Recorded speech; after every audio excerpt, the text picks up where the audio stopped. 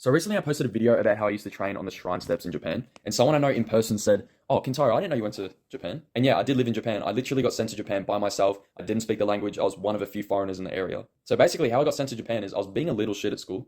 And one day the school called my dad and told me I was going to get sent home for like the second time that week or something like that. And obviously with ethnic parents, this is not a joke. And with my mum, since she's Western, she'd be like, "Oh no, sweetie, you can't be doing this stuff, right? You just can't. It's not okay. It's not on." Whereas my father being Japanese, it's a little bit different. They don't have as much mercy. So basically, as I'm walking home, I'm dreading going home. I'm dreading my father's reaction, my mother's reaction. So I kind of take a few laps around the block. So my heart's racing, right? So I go up to my door, I go inside. I hadn't been greeted with anything bad. So I just walk through. I noticed that my dad's just on his laptop, at his desk on his computer, and he's just focused contently, right? So I was like, oh, okay. So I go into the kitchen, kind of awaiting for him to come out. And I heard the doors open to his big office. And once this man came out, for some reason, he had like a look of contentness on his face. He did not look mad at all. So I was like, okay, yep, I'm done. I'm accepting it. I'm finished. I don't know why he looks happy, but it's probably not good. I'm gone. And then he just blatantly says to me, "Kintaro, do you want to go to Japan?"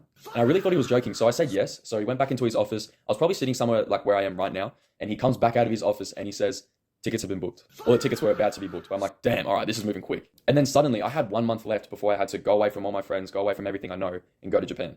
Mind you, I didn't speak a word of Japanese. I didn't know anybody in Japan. I barely knew the grandparents I was going to move in with. The school I was going to was really traditional, so it was going to be really new. So time went by really quick, and suddenly I was in Japan for 1 year, and I had no idea what to do. Long story short, it was a bit of a rough journey and a rough year, so I picked up fitness and nutrition as a bit of advice. And I'm really glad that it happened, but I'm also really happy that I'm not there anymore. So yeah, that's how I got sent to Japan by myself for a whole year, a couple years back.